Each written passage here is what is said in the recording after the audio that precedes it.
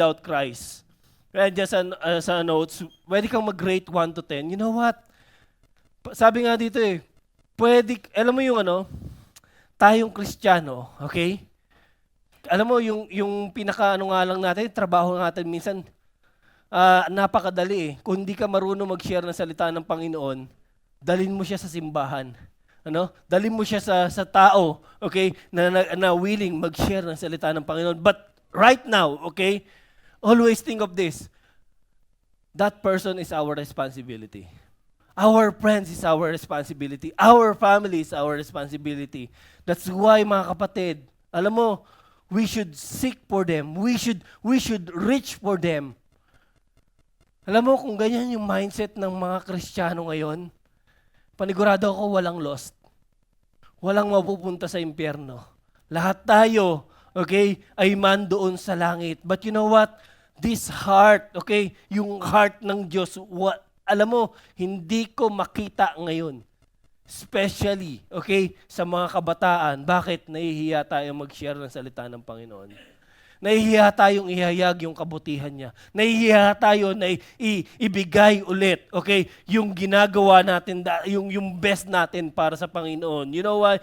Sabi ito, we will do anything short of sin to reach people who don't know Christ. To reach people no one is reaching, will do things no one is doing. Alam mo mga kapatid, yung paghahayag ng salita ng Diyos, yung paghahayag, okay, that person, walang Kristo sa buhay. You know what? Kailangan nila tayo. That's why Jesus and we, tayo yung kanilang partner. Tayo na yung partner ng Diyos. Alam mo, yung mensahe na meron dala-dala mo, okay? You need to share it to other people. Kaya mo bang gawin yan? Starting this week. Alam mo, think of the person na walang Kristo. Wala pa si Jesus Christ sa kanilang buhay. That no one is reaching. No one is doing. You know what? Dalawang bagay yung tuturo ko sa iyo. Dalawang bagay yung ituturo ko sa iyo para at least magawa natin reaching people with the love of Christ. Number 1, sabi dito, break some rules. They break some rules. Since they could not get him to Jesus because of the crowd, alam mo ito magkakaibigan, because of the crowd, ang daming tao, okay, they made an opening in the roof above. And by digging through it, and they lowered the mat the man was lying on. Alam mo, sino dito? Pagka tayo when the time na dadalhin natin yung tao or yung mga lost kay Jesus Christ, you know what? You need to break some rules sometimes. Okay? Ibig sabihin, Pastor, ano ibig sabihin ng break some rules? Ganito. Alam mo, I remember this, kaya ako, pinag-aaralan ko ito. It struck me down kasi before, sa totoo lang, kami, nung nagpupunta kami sa church, ibig sabihin ng break some rules, alam nyo dati, pupunta kami ng church, isang jeep, late kami. Okay? Ibig sabihin, Pastor, bakit late kayo? Alam mo kung bakit? Kasi dati, nung kami nagkakaroon, meron pa nung jeepney ministry, nag-rent kami ng jeep from C5 to Macapespa. Pastor, bakit hindi pa ako pastor pala noon, Ako is gusgusin at darating kami sa church, okay? Darating kami sa church, basang-basa kami ng pawis, nagpupuwas kami gano'n. And then, you know what? Bakit kayo late? Alam mo, ibig sabihin, break some rules. Bakit kami nalilate? Kasi, alam mo, kailangan naming hintayin yung mga tao. Alam mo, kasi dati noon, pinapagalitan kami natin yung isa pagka hindi puno yung jeep Ayaw, bakit hindi puno yan? Tapos 300 yung bayad dyan. Hindi mo pwede. Di ba ito yung isa?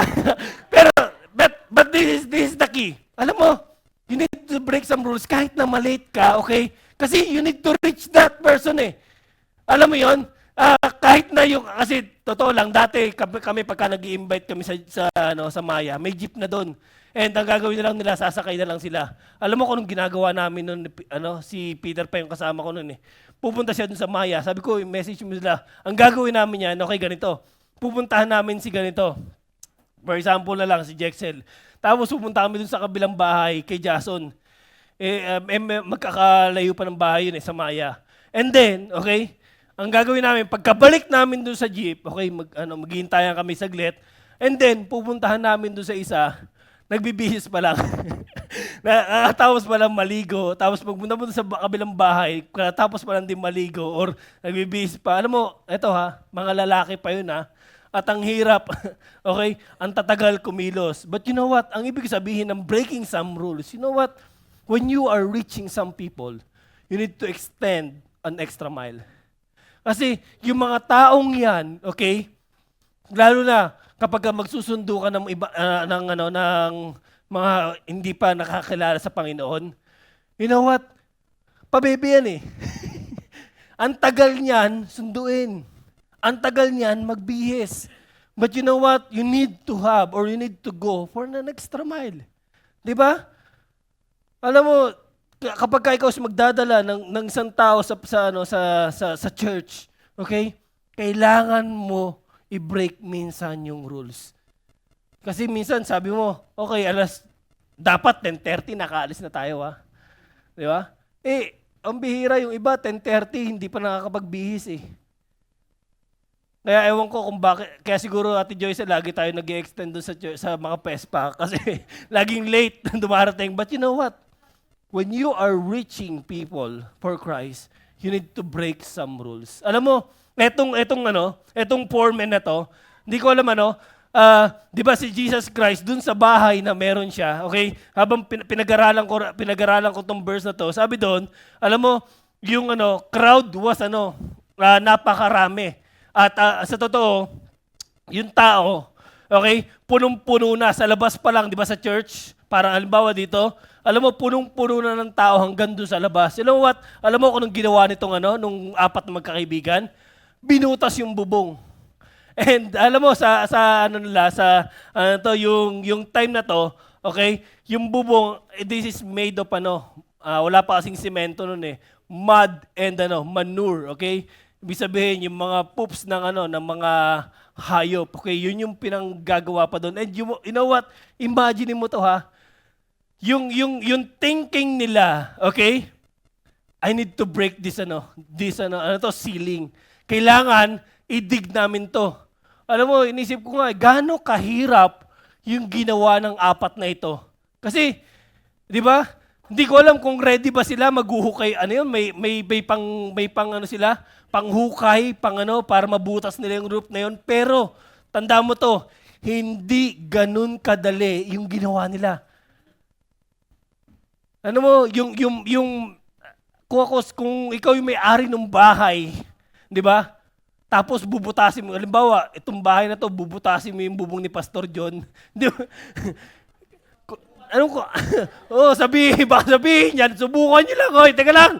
Di ba kasi, yun eh, teka lang, yung bubong ng bahay ko, teka lang, anong tawag dito? Pinapasok ko na nga lang si Jesus Christ dito para dito mag-speak. Tapos bubutasin niyo yung bubong ng bahay ko, di ba? You know what? That is breaking some rules. You need to go for an extra mile. You know what, mga kapatid? Once na meron kayong ni-reach out, meron kayong kapamilya, antigas ng ulo, kaibigan, antigas ng ulo, you know what? You need to break some rules. Ibig sabihin, magkaroon ka ng extra mile, okay? I-break mo yung sarili mong rules just to reach that person. You need to, kung ito ang sinasabi nila kung kailangan mong i-lower yung standard mo para masabayan mo sila or maisabay mo sila, you know what? Gawin mo. Di ba? Kung kailangan yung maglakad, okay? For the sake of the ministry, samahan sila, go. Di ba? Kung sila is alam mo, kahit na tigas-tigas ng ulo at sabihin, lumapit sa'yo, you know what? You need to break some rules. Di ba? Lower your standard. Ibig sabihin, alam mo, wag mong gawin, okay, na ito makasalanan, magbi-build ka na ng wall. No. You know what? Dapat kapag ka sila is lumapit sa iyo, you need to welcome them.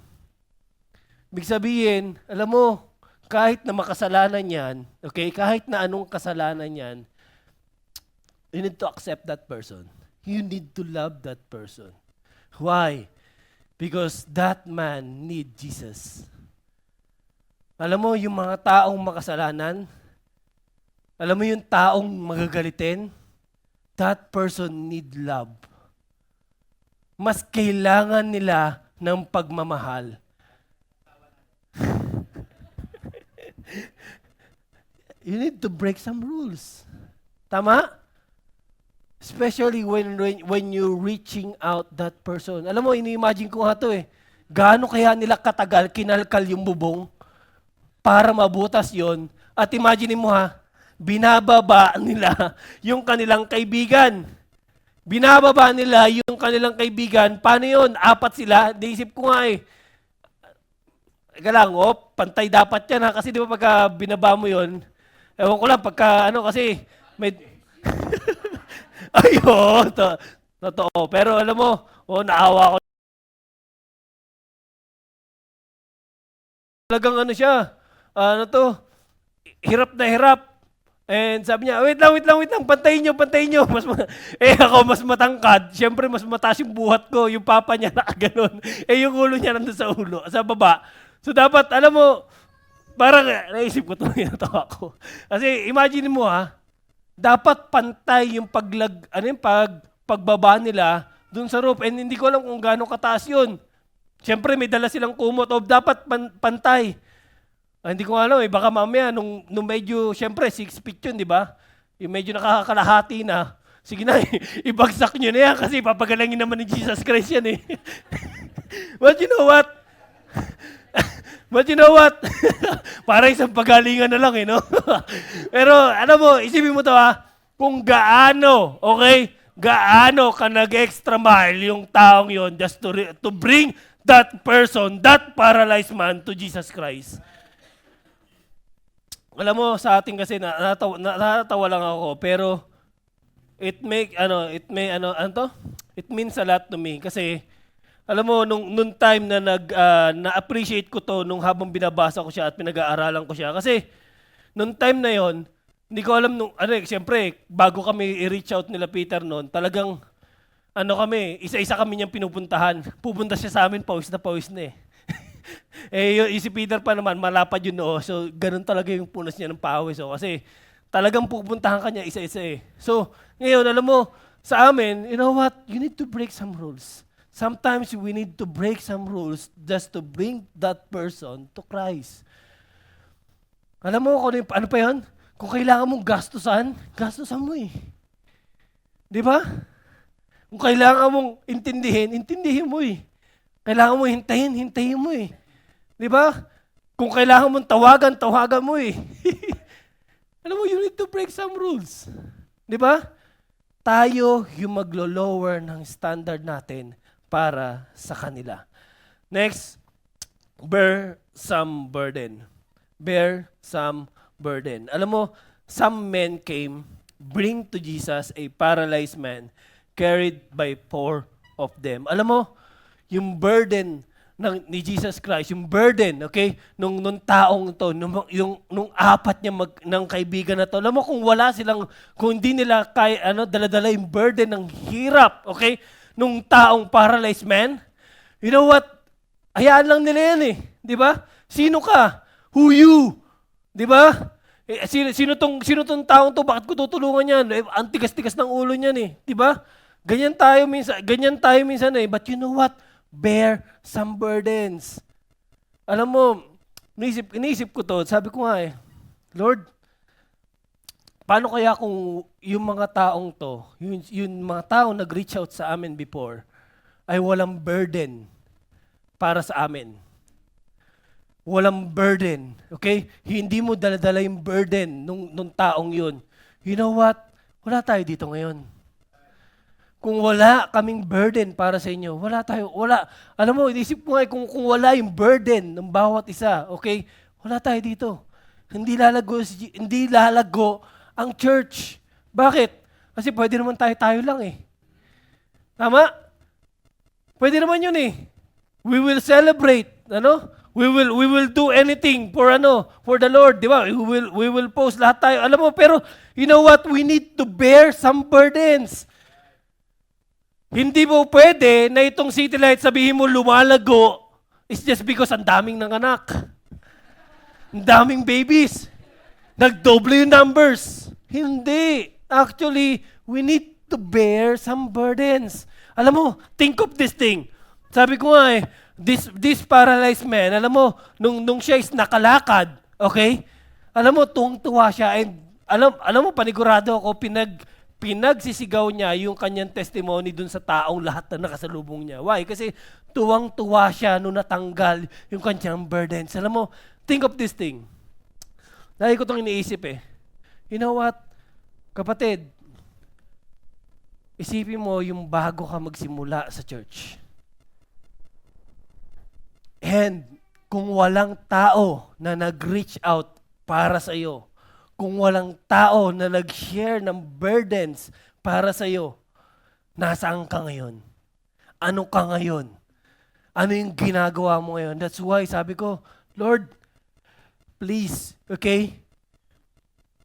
Duplicate or hanap kami or hanap kayo ng someday magiging katulad ko. Okay? Alam mo kasi, iniisip ko noon, wala, tambay lang kami. Iniisip ko noon, ang alam ko lang, kaya ako nagpunta sa church kasi ang alam ko noon, maglalaro ako, basketball kami noon, and masaya ako dun eh. At pagkatapos, iinom kami pagkatapos noon. Papahinga kami. Di ba? Yun yun eh. And balik sa ganun. Yun yung buhay ko dati. Tambay. And you know what? Ngayon, tambay pa rin naman. But you know what? I cannot imagine, okay, kung gaano, okay, kami ginamit ng Panginoon through His ministry. And you know what? Someday, ikaw, isipin mo kung ano ka noon, at kung wala yung burden na yan, hindi dinala ng ibang tao, okay, nasaan ka ngayon? And you know what, church? Yung burden ng Panginoon is still nakapatang sa balikat natin. Still, okay, binibigay niya sa iyo ngayon because I know, merong kang kaibigan, pamilya na still lost that need Jesus Christ. That they need the Lord. That's why, mga kapatid, please break some rules. Kung kailangan nyo mag-extend ng time para sa kanila, gawin mo. Di ba? Kung kaya mo mag-extend ng pasensya, gawin mo. And you know what, mga kapatid, this church, will become a growing church someday if we bear the burdens from the Lord. Alam mo, habang nag-a-announce si PJ sa mga ministry, you know what, think of this thing. This is your opportunity to serve for that person, for that loss, for that depressed. Kasi sabihin ko sa inyo, yung problema ng ibang tao, ng ibang kabataan, you know what? It is your chance, okay, to have a testimony or to have a testimony for them. Alam mo, lagi ko ito sinasabi, yung mga experience na pinagdaanan natin, okay, alam mo, kailangan nila ng testimony ninyo. Di ba? Kailangan nila, okay, ng mga taong yon na mag-guide again for this new generation. That's why, mga kapatid, take natin yung burden ng Panginoon. The world needs the Lord. The world needs Jesus. Alam mo, ngayon, kung sino man yung nasa isip mo ngayon, that you need to reach out that person, do it right now. Can we pray?